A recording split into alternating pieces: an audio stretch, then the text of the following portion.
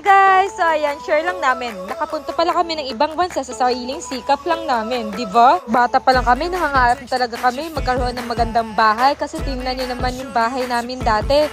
Pero ayan, tingnan nyo ngayon, nagkabahay na kami. Nabigyan na namin ng magandang bahay yung pamilya namin. Di ba? Nakaka-amaze kasi sa murang edad pa lang namin, nakapagpagawa na kami ng bahay. Pati mama namin, ni-recruit na din namin na mag-live dito sa Bigo.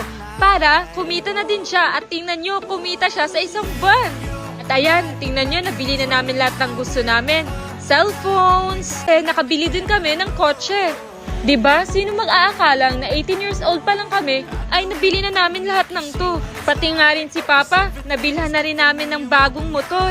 Hindi yan utang ha, full payment yan. Ayan, pinakita pa namin na dahil sa Bigo. Pati nga mga partners namin, mga jowa namin, ni-recruit din namin na mag-live sa Bigo at ayan, kumita na